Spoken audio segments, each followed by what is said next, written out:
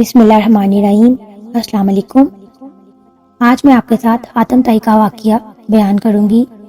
حاتم طائی کوئی افسانوی کہانی کا کردار نہیں بلکہ حقیقتی تاریخی شخصیت ہے جو 6 صدی عیسوی میں یمن کے تہ قبیلے کا سردار تھا۔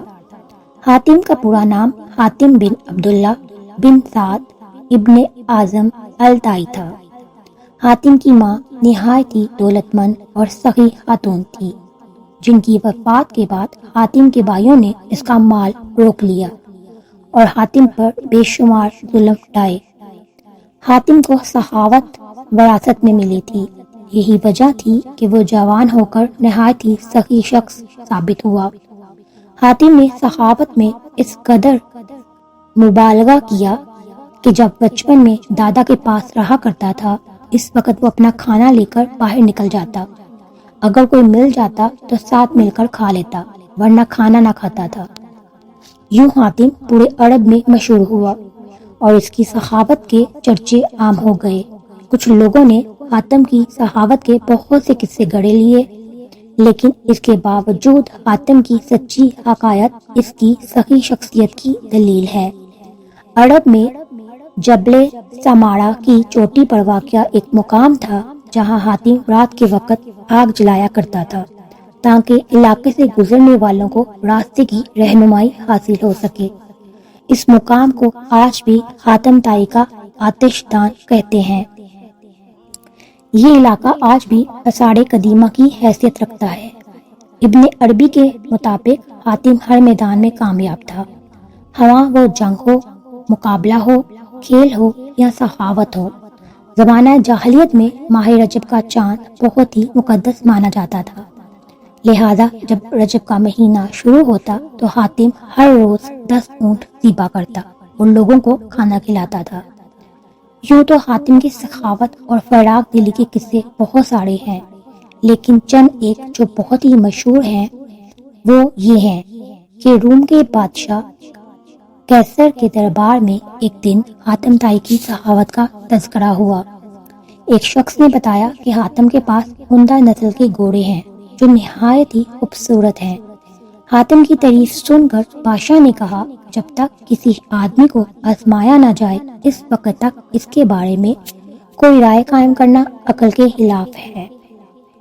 بادشاہ نے کہا، جاؤ اور حاتم کی سخاوت کے بارے میں ہمیں معلومات فراہم کرو، اس سے کوئی ایسی چیز طلب کرو جو اس کی نظر میں سب سے زیادہ قیمتی ہے۔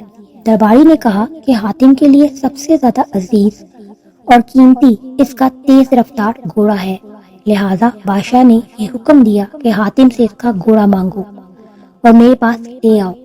لہذا وزیر کے درباری کئی منزلیں طے کرتے ہوئے رات کے وقت حاتم طائی کے گھر پہنچے۔ جب وہاں پہنچے تو موسلادھار بارش ہو رہی تھی۔ ایسے خراب موسم میں گھر سے نکلنا نہایت ہی مشکل تھا، لہذا مہمانوں کے کھانے کا انتظام کرنے کے لیے حاتم نے اپنے گھوڑے کو ہی ذبح کر دیا اور دسترخوان پر لذیذ بنا ہوا گوشت پیش کیا۔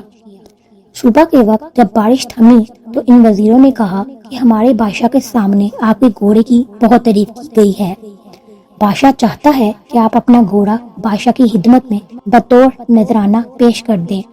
وزیر کی بات سن کر حاتم نہایت ہی افسوس کے ساتھ کہنے لگا کہ وہ گھوڑا تو میں نے آپ کو رات میں کھلا دیا۔ وزیر نے کہا، ہمارے بادشاہ کے سامنے آپ کے گھوڑے کی بہت تعریف کی گئی تھی، یہ بات اگر بادشاہ سنے گا تو وہ آپ کی سخاوت کا اور بھی قائل ہو جائے گا۔ سن 578 عیسوی میں حاتم کی وفات ہوئی۔ حاتم کی وفات کے بعد اس کا بیٹا عدن طے قبلے کا حاکم بنا۔ وہ 9 ہجری میں مسلمان ہوا۔ ان کے اسلام لانے کا واقعہ بہت ہی مشہور ہے۔ عدی اپنی قوم کا سردار تھا۔ قوم پیداوار اور مال غنیمت کا 1/4 حصہ ان کی نظر کیا کرتی تھی۔ انہیں مسلمانوں سے سخت دشمنی تھی۔ وہ عیسائی تھے اور اسلام کو عیسائیت کا رکیب سمجھتے تھے۔ سردار ہونے کی وجہ سے نبی صلی اللہ علیہ وآلہ وسلم کا اقتدار ان کی آنکھوں میں کھٹکتا تھا۔ یمن کے قبیلے طے نے اسلام کے خلاف بغاوت کی۔ حضرت علی ان دنوں یمن کے گورنر تھے۔ انہوں نے بغاوت کو ختم کیا اور بغاوت کے لیڈروں کو گرفتار کر کے مدینہ بھیج دیا۔ ان میں عدی کی بہن صفانہ بھی تھی، یعنی صفانہ بنت حاتم۔ وہ نبی پاک صلی اللہ علیہ وآلہ وسلم کے سامنے پیش کی گئی۔ انہوں نے کہا کہ میں سخی حاتم طائی کی بیٹی ہوں، میرا باپ بھوکھوں کا پیٹ بھرتا تھا اور غریبوں پر رحم کرتا تھا۔ اس پر حضرت محمد صلی اللہ علیہ وآلہ وسلم نے فرمایا، تیرے باپ میں مسلمانوں کی سی خوبیاں تھیں، اگر تیرا باپ مسلمان ہوتا تو یقیناً ہم اس پر رحم کا معاملہ فرماتے۔ اس لڑکی کو رہا کر دو، کیونکہ اس کا باپ اعلیٰ اخلاق کا مالک تھا اور اللہ تعالیٰ اعلیٰ اخلاق کو پسند فرماتے ہیں۔ لہٰذا حضرت محمد صلی اللہ علیہ وآلہ وسلم کے اس احسن سلوک سے متاثر ہو کر عدی اور ان کی بہن صفانہ نے بھی بعد میں اسلام قبول کر لیا۔ سبحان اللہ۔ اگر آپ کو یہ ویڈیو اچھی لگی ہو، لائک اور شیئر کیجیے گا۔ چینل پر نئے ہیں تو چینل کو سبسکرائب کر لیجیے۔ اپنا بہت سا خیال رکھیے گا۔ اللہ تعالیٰ آپ سب کو اپنے حفظ و امان میں رکھے۔ اللہ حافظ۔